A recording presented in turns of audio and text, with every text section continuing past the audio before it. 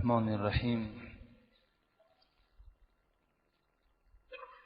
الحمد لله الذي ارسل رسوله بالهدى ودين الحق ليظهره على الدين كله ولو كره الكافرون، والصلاة والسلام على من ختم به النبيون وآله وأصحاب الذين هم قرات العيون.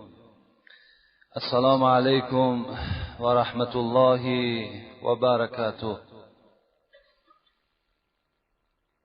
امروز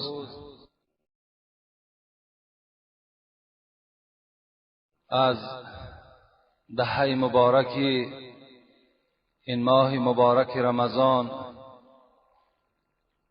ساعتهای او سپری شده ایستاده است. اولا شکر خدا را که ما و شما را به این ماه مبارک رسانید. الحمدلله که 2 جمعه شد از این ماه مبارک ما و شما نماز انجام میدهیم.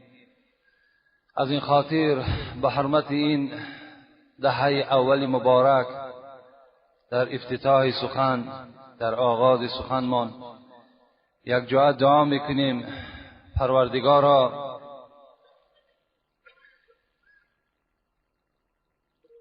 اللهم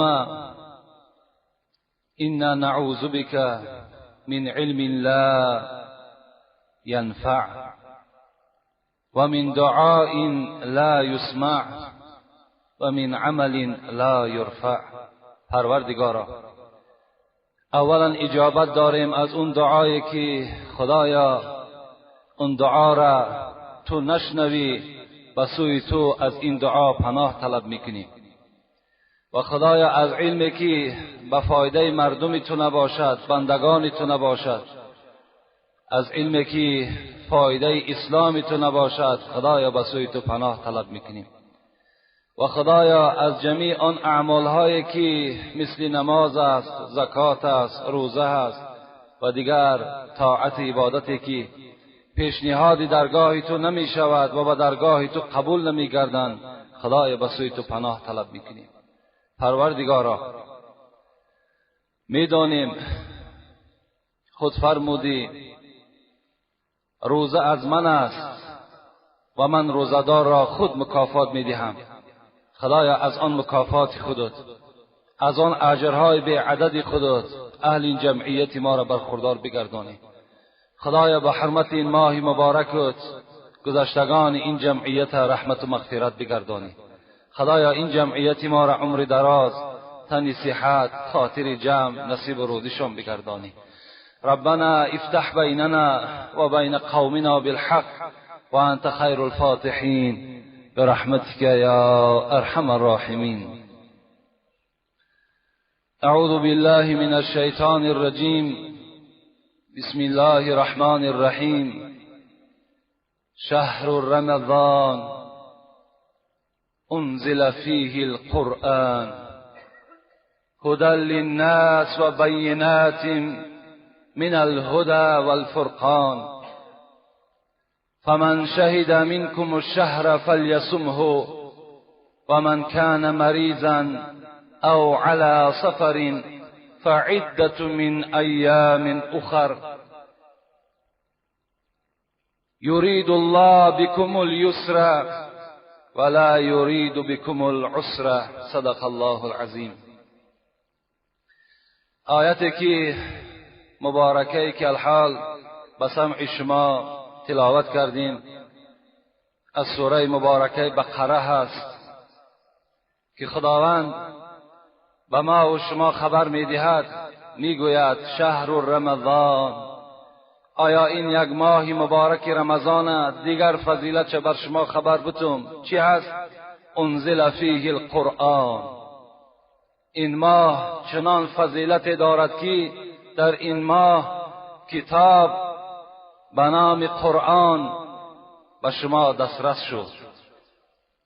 از نزد من بر آسمان دنیا این قرآن پایان شد و این قرآن را جبرائیل در مدت 23 سال با محمد حبیب من صلی الله علیه و سلم آیت به آیت، سوره به سوره رسانید. این قرآن خدا میگوید هدی للناس و بینات من الهدی والفرقان. این قرآن من کتابی هست که هدایت کننده تمام عالمیان است، تمام مردم است. و اگر کسی میخواهد که هدایت بیابد، کسی میخواهد نجات بیابد، در این قرآن خدا میگه دلیل های خیلی آشکار و وسیع برای او بیان کردگی هستم. و این قرآن من قرآنی هست که حلال از حرام جدا میکند. شما به او نظارت کنین، شما به او نگاه کنین. خدا رحمت کند. ما در بزرگی قرآن تسلیم هستیم. ما قرآن را مقدس میشماریم، ما قرآن را مکرم میشماریم، زیرا خدا میگوید ذالک الکتاب لا ریب فیه. این کتاب کتابی هست که در سخن خدا بودن شک نیست. این سخن خداست. این سخن یگان مخلوق نیست. سخن یگان پادشاه و فرزند پادشاه نیست. این سخن خداست میگه. از این خاطر محمد اقبال لاهوری که حضرتم تسلیمی بر این کتاب هستند، بزرگی این کتاب حس کردند، گفتند راست گویم آنچه در دل مضمر است، این کتاب نیز چیزی دیگر است. اگر من حقانی بر شما بیان کنم و از صدق دل برای شما آن چیزی که در دل ما پوشیده است به شما خبر بدم، والله که این کتاب از کتابم دیده بزرگتر است، این چیزی دیگر است. رسول الله میگوید خیرکم من تعلم القرآن و علمه. رسول الله گفتن آیا ای امتی من بهترین شما را خبر دهم که بهترین شما کی است؟ اصحاب گفتن کی هست پیغمبر خدا؟ بهترین ما در بین ما کیست؟ رسول الله گفتن کسی که تلاوت قرآن میکند، کسی قرآن را کشاده میکند، بوسه میکند، کتاب خدا میداند، او را احترام میکند، او را در خاندان خود جای میکند، در جای این کتابهای باطلی که در خاندان ما و شماست آنها را بیراه میکند و قرآن مقدس در اون خانه جای میکند و او را تلاوت میکند. رسول اکرم گفتن بهترین انسان و علمه و بهترین شما کسی هست که بعد آنی که خود قرآن خوان شد رفیق خدا، فرزند خدا، همسایه خدا باز قرآن خوان میکند. برای همین از همه شما دادرای عزیز، برادرای عزیز کار کنید که این قرآن برای خودتان دائم سحر نیمروز بیگاه حق دارد قرآن در خاندان شما که باید دائم شما این قرآن را چیکار کنید؟ تلاوت کنید. از هر حرف این برای شما ثواب میرسد. هر حرف این 10 ثواب دارد. حتی رسول الله گفتند ولا اقول الف لام میم حرف بل الف حرف لام حرف میم حرف. من نمیگم که یک الف لامی که شما در اول قرآن میخوانین در همین 3 حرف 1 ثواب، بلکه الف 10 ثواب، لام 10 ثواب، میم 10 ثواب. در یک الف لام میم 30 ثواب شما از خود میکنید.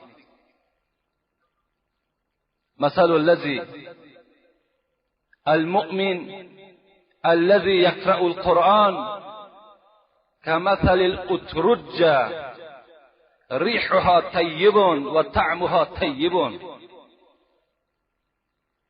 مثل المؤمن الذي لا يقرأ القرآن مثل التمرة لا ريح لها وطعمها حلو. پیغمبر خدا گفت آیا مؤمن و مسلمانی که قرآن میخواند از مؤمن و مسلمانی که قرآن نمیخواند آیا چی فرق دارد؟ رسول الله تشبیه دادند کدام مؤمنی که قرآن خوان است، قرآن تلاوت میکند، وی گفت مثل میوه مندرین است. مندرین یا اپلسین ما و شما استفاده میکنیم. ریحها طیبون طعمها طیبون، بوی خوب دارد، مزه خوب دارد. مؤمنی که قرائت قرآن نمیکند گفت پیغمبری خدا کدام مؤمنی که مؤمن است، نمازخوان است لیکن قرآن خوان نیست، گفت وی حکم خرما را دارد، مزه شیرین است لیکن بوی ندارد. کاری کنید برادرای عزیز، ما و شما دستورات ما و شما کنستیتوت ما و شما بگیم پروگرامی که ما و شما باید به او زندگی کنیم این قرآن است. اینا باید ما و شما تلاوت کنیم تا که در این تشبیه که پیغمبر خدا دادن ما و شما داخل شویم. مزه‌مان هم شیرین شود، بویمان هم زیبا شود. رسول الله در دوام حدیث میگویند، در دیگر حدیث خبر میدهد لو جعل قرآن فی اهاب ثم القی فی النار ما احتقره. کدام انسانی که قرآن میخواند، این قرآن گفت در پوست اون نقش میبندد.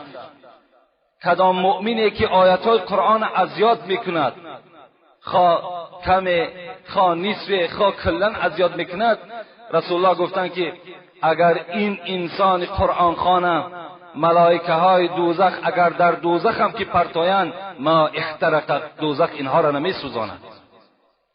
برای شما این قرآن یک سپر است.